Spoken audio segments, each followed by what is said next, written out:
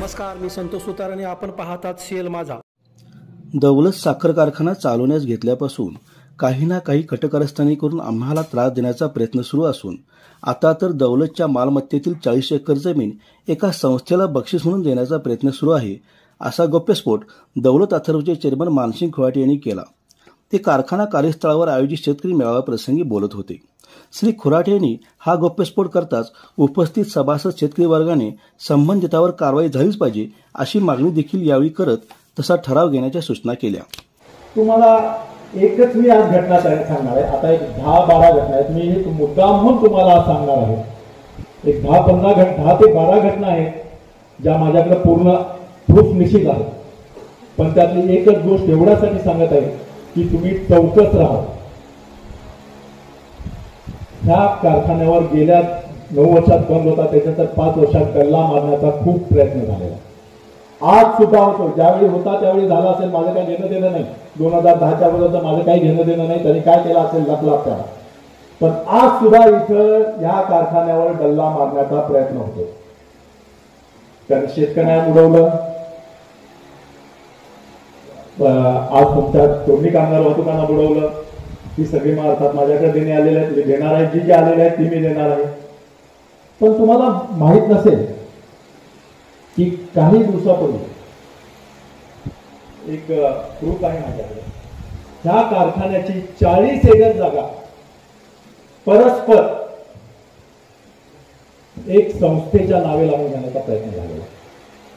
सरकार दप्तरची नोंद आहे, आमची घेऊन आलेलं.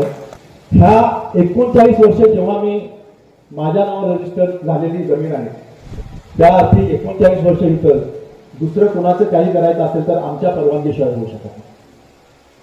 किंवा त्याच्यावर बँकेची उद्या असेल तर बँकेची परवानगी करावी लागते.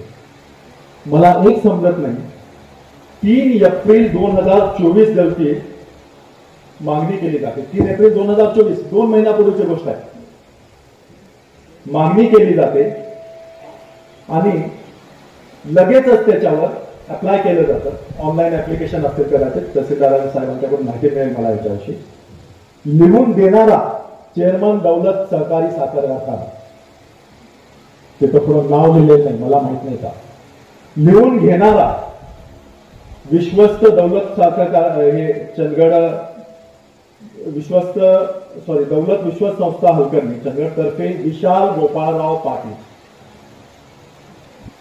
आणि त्याला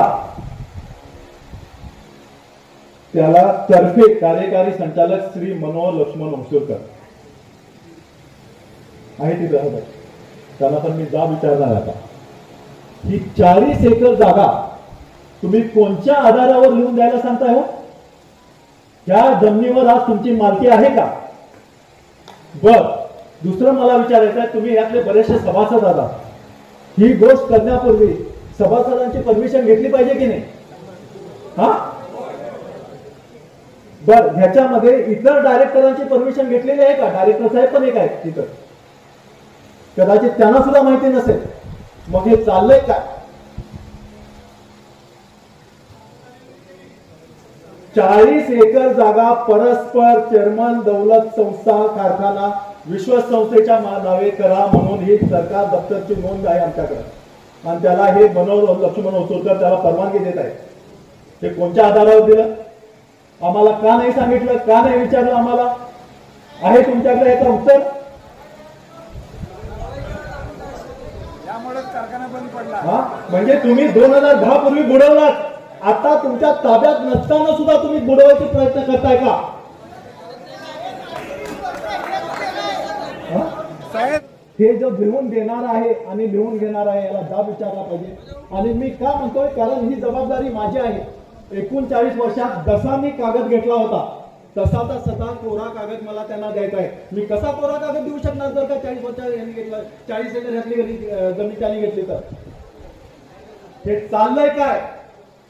मला पुन्हा एकदा थोडस मला ह्या डायरेक्टर मंडळीला सगळ्या विचारायचं आहे दौलतच्या, की तुम्हा लोकांना हे माहित आहे का? नसेल तर तुम्ही जाब विचारा आणि त्याच्यानंतर सभासदांनी तुम्ही सुद्धा जाब विचारा. कारण ह्याचा मला भोगावं लागणार आहे.